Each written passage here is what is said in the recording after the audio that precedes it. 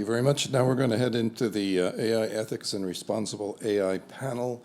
Ricardo is here to moderate. There's a bunch of folks on virtual. I'm not sure exactly where they're going to show up. There they are. Yansu Yansa is in Turkey. Silvio is in Boston, I'm guessing. And Lorena Yomo Palazzi just looks very satisfied wherever she's sitting. It's in Berlin. In Berlin. Oh, in Berlin. In Portugal. There you go. And then Rahid, of course. You don't have to sit so far away, though. Yeah, I don't know. Up to you guys. Okay. We wanted to have pretend people here in the middle. Yeah, Thanks so much. I don't know. And we have about 20, 25 minutes, so we can stay on schedule. That'll be great. That will be very short. Okay, we have shorter time. We'll do less questions, but before we answer the questions of the panel, I think there are a couple of questions that will help to answer that question. And the first one is that ethics has a cultural background. So here we have Rajid and Jansu that come from Muslim countries. And for example, Silvio grew up in Portugal and Lorena is from Spain, so they come from Christian countries. Although their heritage covers all over the world. We have Africa, Asia, Europe. I have 12% Native American, so this continent is covered too. So the first question is for all of you, and I don't know who, maybe Lorena. Well, no, let Silvia start. How your background, religion, culture shapes questions about AI? Hi, everyone. Yes, I think that our sense of ethics is, of course, shaped by our culture and kind of the values that we grow up with. Being an African that grew up in Portugal, I kind of have like these two different lenses. And before, in previous conversations with you, Ricardo, we were talking about this idea of Ubuntu, that is this form of African humanism, where we kind of see ourselves as part of communities, but we also see these communities as part of ourselves. And so, from this worldview, we will naturally treat others with warmth, respect, and hospitality. And if we are going to do something for ourselves, we'll also do it as a way to improve our communities. And I believe that these values then leak into the way we think about the problems that we choose to face and how we address these problems. And I think AI is no exception. Lorena, do you want to continue? I think that Christian culture, specifically European culture, has marked a lot of the way how we do science all over the world through colonization. So the thinking and the culture that has shaped the way how we in Europe think has specific exceptional dimension because through the last 500 years and through the colonization of other civilizations and not only at a material level but also at the knowledge level, we see that much of the European thinking that has been coined by our approach to how we do science and ethics is also a discipline. So it's not only a thing of the gut, but it's also a technology, right? And as such, it is very, very marked by the ideas of, so what can we do in the world? How can we systematize what is science and what is not science? And if we decide that these are the criteria for science, how we can we transfer all these criteria to all types of sciences and disciplines in science? And the European thinking has been very much marked by an idea of rationality, a specific idea of rationality that thinks that we can observe as human beings,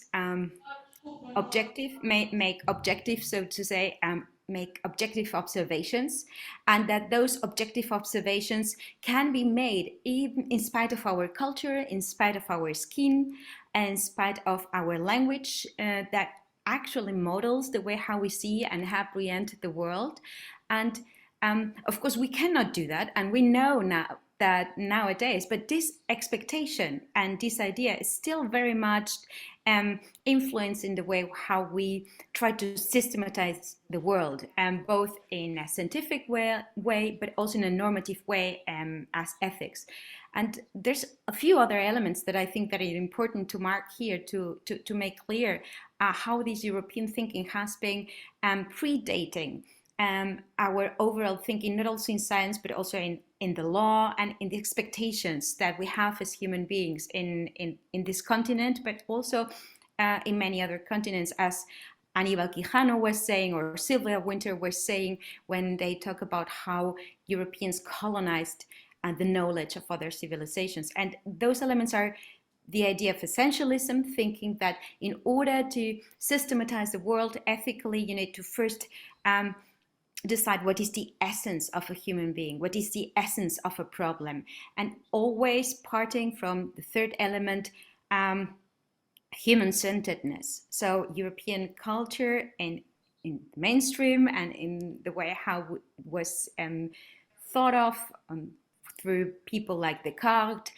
like Leibniz, like Francis Bacon, like John Locke, and so on, you realize those are all white men, right? And it's only for specifically 5 countries, mostly. So it's very much human-centered. So it always starts from how can we optimize human beings, and based on how can we optimize an individual, can we solve a problem? And this approach to problem solving in this idea of ethics, but also in all scientific disciplines that are influenced by this thinking, also assumes that to solve problems we need to reduce complexity through what I call mechanical thinking, through problem modularization, and that leads to a specific distortion in the way how we try to solve problems, because we concentrate too much on the models, on the modules, and we don't, to a certain extent, we sort of forget to look at the big picture through that compartmentalization and complexity reduction. So that has been a main, the main characteristics of European thinking that do have a lot to do with ethics, but do also have a lot to do with the way how we approach many ideas in AI. And maybe we should start talking about Earth-centric and not human-centric. We're part of nature, and we should look for the planet, not for only us. So Rajit, Rajit, please continue. You are a computer scientist, but also in public policy. So I think there's the. I mean, I think so. For me, it's less about how growing up in affected my. I think it's more about the problems where I grew up affected how I think about ethics. So I think in my mind, when we're having these conversations here about the values of an AI system, a lot of people in the morning have been talking about stakeholders in the company and the risk and the HR people and the marketing people. And in my mind, the most important stakeholder is the person who gets affected by these systems. It's the person on the street that's not here in this panel, in any of these conversations today. And I think that's the primary person. We talk about human in the loop and human-centric. The human can be the business owner. The human can be, the policy person. But the human we really mean is the human, again, who's being affected. And I think that distinction gets lost often. So, and the reason those individuals are not here often in these conversations is we haven't really informed them and trained them and equipped them to be effective participants. It's not as if you go out and say, what do you think about this AI system? Should it use this metric or that metric? And you're going to get a blank look at best. And the developers will go back and say, well, we tried this, and they didn't know what to tell us. So I think, for me, a lot of the ethics really comes down to the value system we want our systems to have, and those value systems have to come from the people being affected. But in order for them to be informed co-designers, co-participants in this process, it's our job to sort of inform them. And again, we're at a university, right? That's our job. Our customers are not just our students, but society is our kind of customer at large.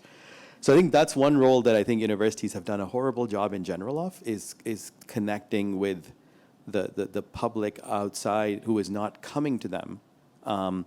And so that's kind of my view of sort of how I think about a lot of the ethics in this space.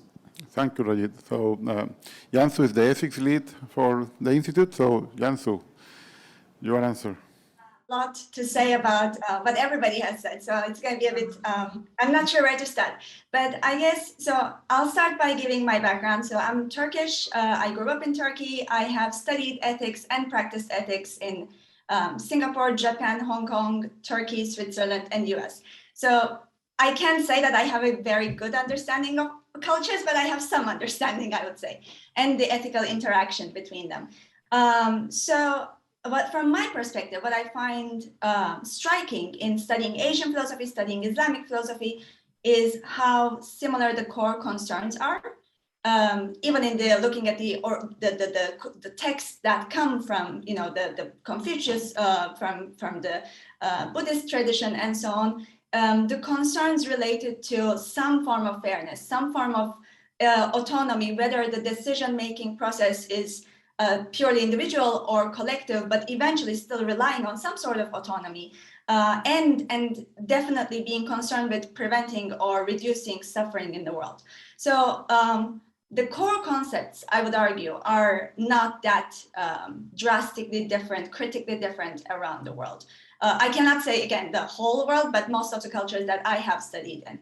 And I would also say, being a woman in a Muslim country, there is something to be concerned about, a total moral relativism, thinking that whatever the culture is currently practicing is their right, and we should not judge it from any other perspective. Something to be concerned about that as well. Of course, that doesn't mean that there are no differences. There are a ton of differences in the way that people engage in value trade-offs. So how people see privacy, how people see their individual freedom versus their collective well-being. So when we engage with these different ethical concepts and how to prioritize them, there's of course a lot of differences among cultures. How should we think about this in terms of AI? I think a lot of the times the way we think about it in relation to AI is, well, how should AI, what types of AI should we create, or how should the society perceive the AI systems? But I think perhaps the more interesting thing to think about is, how does these value trade-offs get into how does the AI eventually will see us in different cultures? And will the AI understand all these different value trade-offs different cultures are indeed making? So the question I would be very interested to understand, to deal with, is how can we make sure that the cultural differences that really do exist are represented in the data sets and eventually in the AI systems that we are engaging with, that we are being subject to. And just a tiny bit of thing to what Lorena said about, narrowing down ethics as a discipline, narrowing down the question. I would defend that because I think in all disciplines, if we don't narrow down the problem, we are unable to solve it. I mean, I don't think we can take a very broad view. We have to be cognizant of the broad view, but I don't know how we can put in place other structures that allow us to progress and reach results without narrowing down the question and formulating it in some form. So, thank you.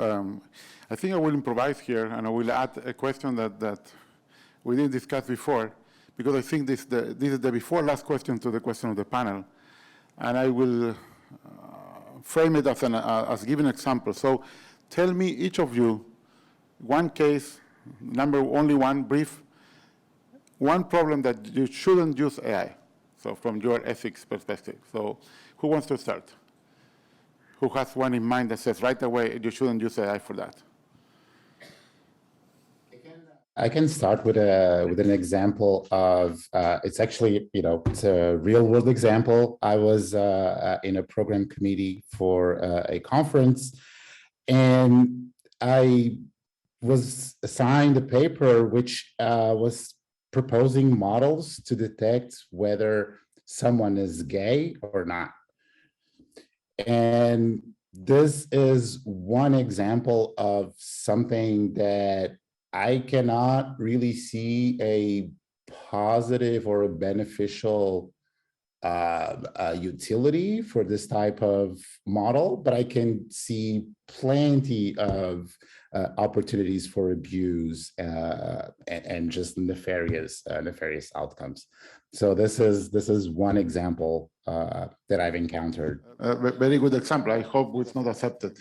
No, it was not accepted. I have a very good counterexample for why it's a really good idea.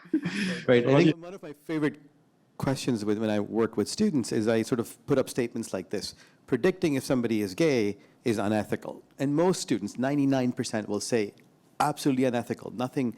And I pushed, why? And exactly what you said is because, well, you're probably going to do something nefarious, but nobody's saying what you're going to do with it, right? So the act of predicting if somebody is gay has, in my mind, neither positive or negative ethical consequences. It's the intervention.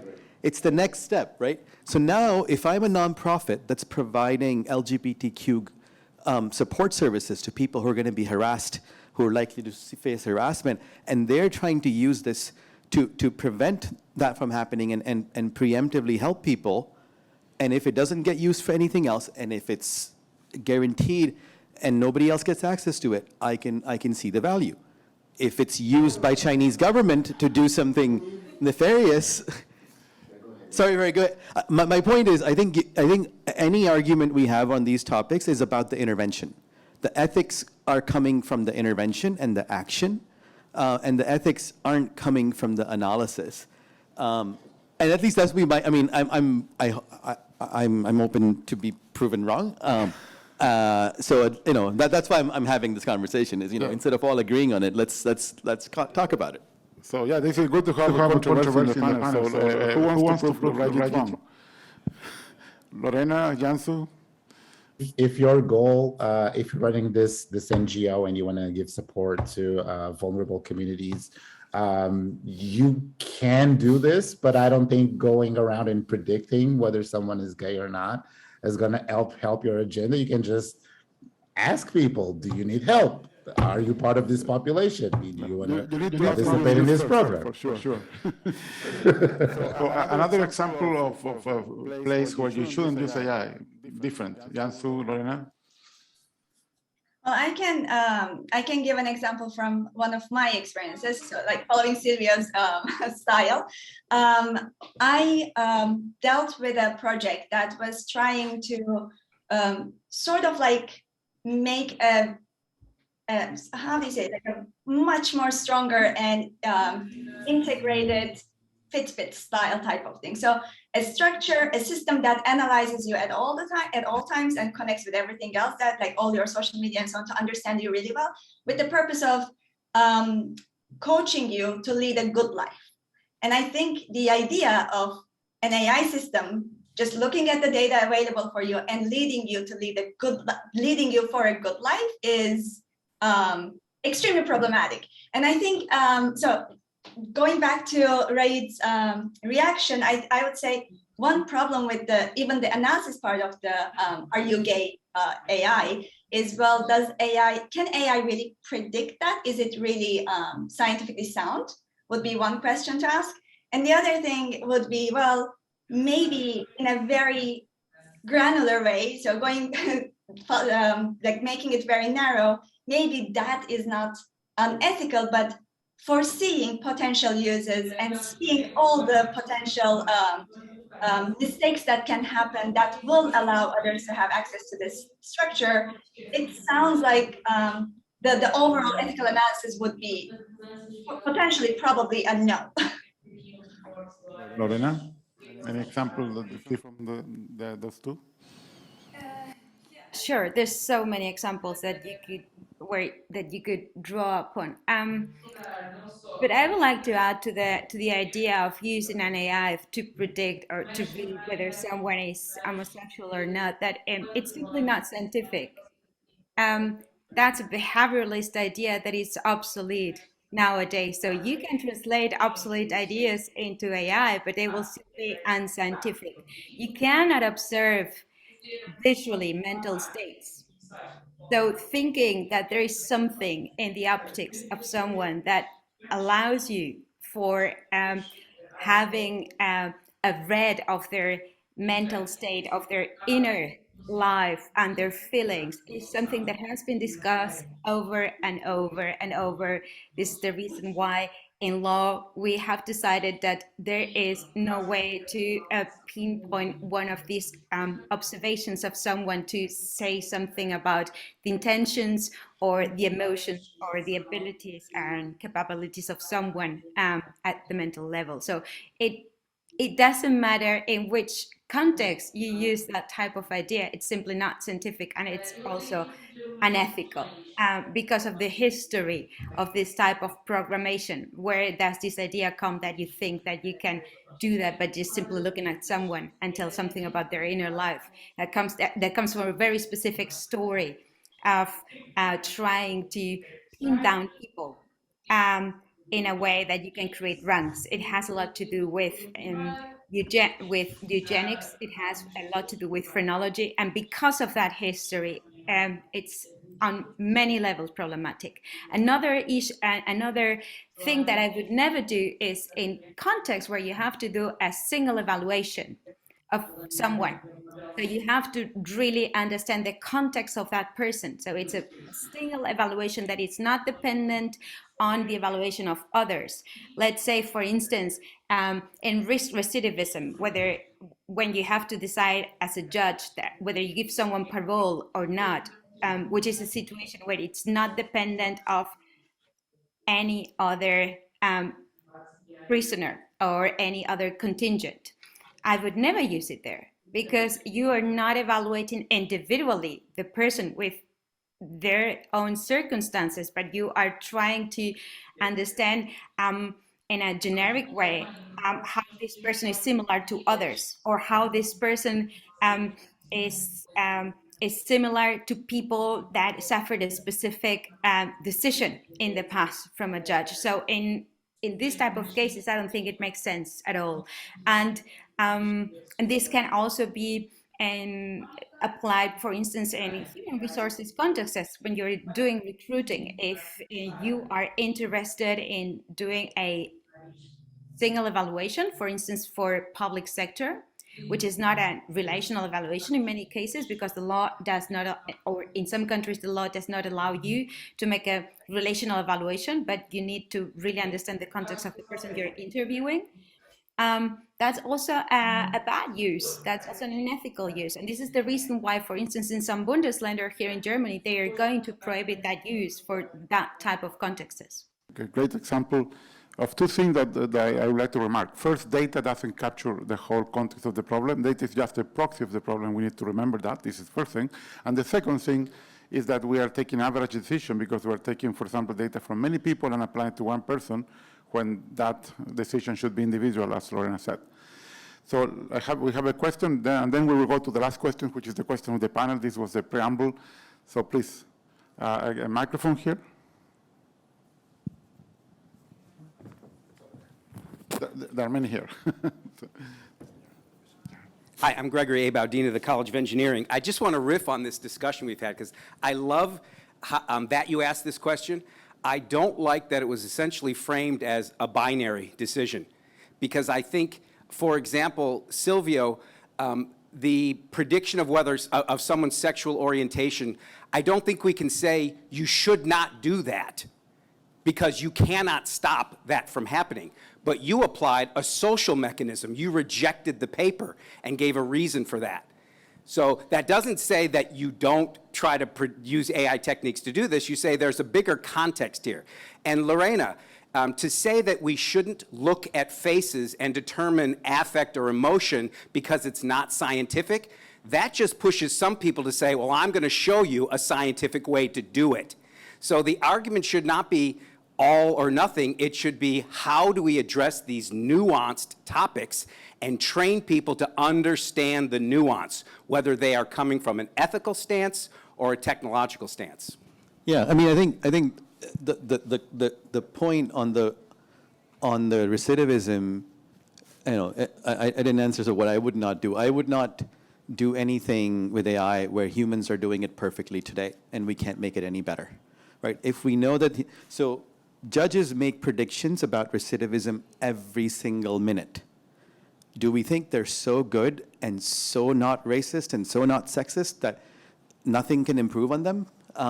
Probably not. We know what happens before lunch and after lunch, right? We've seen enough studies that judges are pretty horrible, not on average, but individually.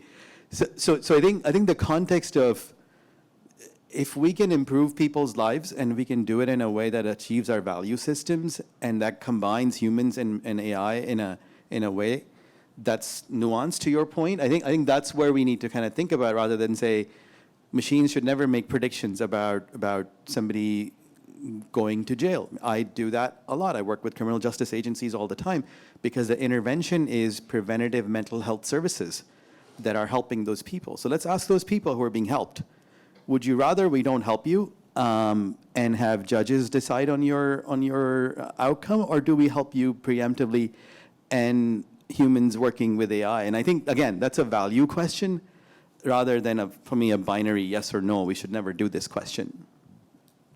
Please. Hi, I'm Elizabeth Hudson, Dean of the College of Arts, Media, and Design. I think for me, one of the key questions, though, is how much are we dependent, for both the algorithms and the data, from humans? And therefore, what is the danger of AI in basically augmenting human prejudice and human problems? And I think that's sort of at the root of what all of you were talking about, is that you have this huge danger if you're using AI to augment something that is fundamentally humanly flawed. And I don't know that we talk about that enough. Thanks. Thank you. So, Osama, you wanted to, after if we can trust AI or not? It can be before or after, but I definitely want a question directed at Raed. Before your days as a professor at Carnegie Mellon, you served as the chief scientist for the Obama 2012 campaign. And maybe keep this in mind, social media changed completely from 2012 through 2016 through today.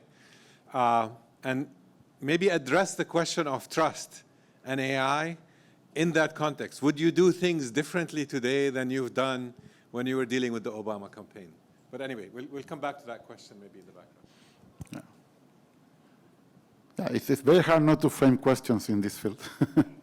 and I do it binary on purpose too. So the question of the panel, is, can we trust AI? And I will make a question first, so I will frame the question too. So how many of you, because we had the CEO of Bosset here, said, if noise cancellation works 95% of the time, would you use it? Yes, I would use it. No harm if it doesn't work. But if the elevator that you took today would say it works 99% of the time, would you have taken it? I want to know, 99% of the time, who will take that elevator? Yeah? No, it works more than that. And that's why we take it. We don't need to put that thing. So who wants to start? Should we trust? Can we trust? May trust AI in the future? Silvio, I think you are muted first. Yeah, I can go ahead, and I will then touch on points that the last person that asked the question or made a comment also highlighted. Sorry, only we have to be brief. You only have 10 minutes to answer. Sure. Then I will say that whether we should or not trust AI, I do not think that that's the most important question. Sorry for not answering your question. I think that the question is, how can we build AI that is trustworthy, right? And I say this because AI does not arise spontaneously out of thin air. It does not have a personal agenda. Instead, AI is developed by individuals with goals and motivations. And we as practitioners, and myself as a developer of AI systems, we get to decide which models to build, which functions to optimize for, which data to use, how to process, filter, and curate this data. And all of these choices will have a direct impact on how trustworthy our systems are. And of course, it goes beyond this because we train models on historical data, and we know for a fact, and this is to kind of reiterate the point that was made over there. The models that we use nowadays, in particular for NLP, which is my field, they do indeed learn how to replicate and even exacerbate biases that they find in the data. And so these models, in certain sense, they replicate our beliefs, our attitudes, and our biases. So this is, I guess, my answer. I'm happy to keep talking about this if we have more time. Yanfu. So Sylvia went with this is not the most important question, and I'm gonna go with, I don't think trust is the right term to use in relation to AI. So I think the talking about, philosophically, we can debate, and I think that would be a debate in the sense that I think there are good arguments that even philosophically, trust is might not be the right appropriate attitude towards an AI system. But I think oftentimes we are not talking about anything beyond reliance when we are talking about trustworthy AI or trusting an AI system. And I think if that's the case, and that given the AI's capabilities today, I think that should be the case, whether the AI is working in the way that we want it to work, and also does it reduce harm? Does it not replicate the biases and all of these things?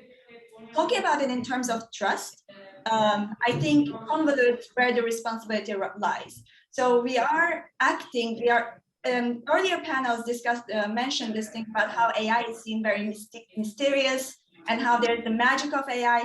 So keeping that in mind, I think talking about trusting AI and putting sort of the responsibility on AI is very dangerous. So I wouldn't use the terminology trustworthy AI or trusting AI, but I think what we are really meaning is that how can we make the processes that are reliable, trustworthy, ethical? How can we make sure that the individuals who are building these systems, or who are in the full cycle of innovation, do take their responsibilities? And how can we put in place systems for accountability and contestability for the results? And really not use the word trust. Thank you. Rajit, and maybe you can answer Usama's question about from Obama to Biden, social networks. That's a much longer conversation, so we'll happy to talk about it, but I think it's a much longer. I'll go back to sort of the conversation we're having here, right? Which is the slight modification is, can we trust today's humans to design AI systems that achieve values that we wanted to achieve? And no, today we can't trust the humans because they're not trained to achieve specific values. We often use out-of-the-box AI systems. And if we look at our current AI systems, they're kind of, what we talked about is they do two things, right? They try to replicate the data, and they have macro global metrics that they optimize for, which means they kind of try to get things right for the majority, as done in the past. Now, that's easily tweakable. If you're a good AI developer, you can tweak it to say, don't replicate everything in the past, give these people more importance than these people. The AI might not be able to do that. The algorithm may not be able to achieve that, but you can tell it. So the question is, I think there are three questions in my mind. One is, what are these values that we should design these systems for? How should the system be designed to achieve those values? And how do we monitor and evaluate the system once we've built to make sure that it's actually achieving those values? And I think our to the point the last person was making, our processes aren't designed to kind of think about those three buckets, right? We either take the training data and trust all of it, or trust none of it. Or we assume that that these systems are pretty global in nature. So I think can we today trust the systems to achieve what we want them to achieve? In most cases, no. In narrow business applications, yes. If they're designed to kind of give you, increase, like the churn rate, right? Or predicting these customers will prepay. That's a very narrow problem where the business goal is very clear. Screw the customer. The business goal is really clear, right? I want to make sure that this customer pays me back the loan. They don't go bankrupt, because if they go bankrupt, I'm not going to get paid. So I think for those narrow niche problems, the AI is reasonably okay. For kind of bigger societal problems, there are too many pieces there. The values aren't clear. The impact on people isn't clear. And we don't train our developers to really think about all of those things. So I don't think we're there anywhere close to that. So I agree with you, Rajit, but I think the developers are just the soldiers. And sometimes the people above knows about the problem, but the incentives are completely different. So the incentives are the wrong thing here. So the incentive is completely different from the values. So Lorena, in 3 minutes, your answer. So AI is an infrastructure. So when we say to what extent is it trustworthy, what we're as an infrastructure, it introduces processes. So the questions that we're asking in reality is, do we trust the AI process of automatization that we're implementing in an already existing process? So those are procedural questions, all of them. And indeed, this means that, as Ganshu was saying, we need to look at the bigger process and need to understand how does this new process that we're adding within an already existing process fit. Is it well accommodated? Do we have a supervision? And how do we have process of reflection about that? So what we are saying in the very end is that we want processes that can be supervised and that can be reflected upon and that have some sort of consequences in case they don't work well. So, for instance, to go back to the example of predictive of risk recidivism, no, the process does not solely concentrate on risk recidivism. There are material and legal and procedural rules that are also needed to be considered by the judges. So there might be a legal reason why a judge, even in spite that there is a high risk of recidivism, a judge must concede parole to a prisoner. So there's a lot of other dimensions to that.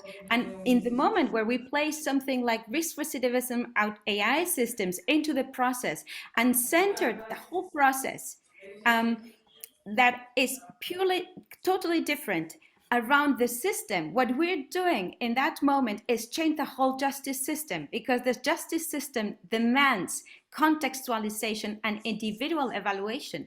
So in those cases, it's quite normal that people do not trust the system for a good reason, because it doesn't fit the overall system. So I think it's an important question.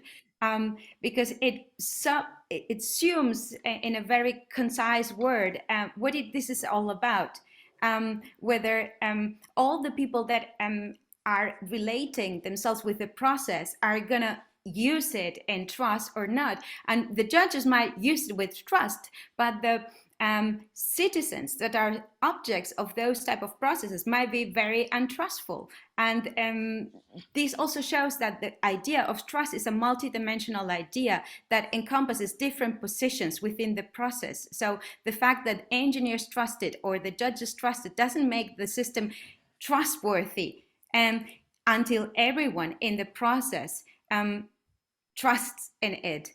And in the very end, I think it's important also to add to the whole trust process thing, just to make this example more clear. The study from Ben Green, who used to look at what are judges doing with this type of systems, and he realized that judges were hiding their own biases behind the algorithmic systems.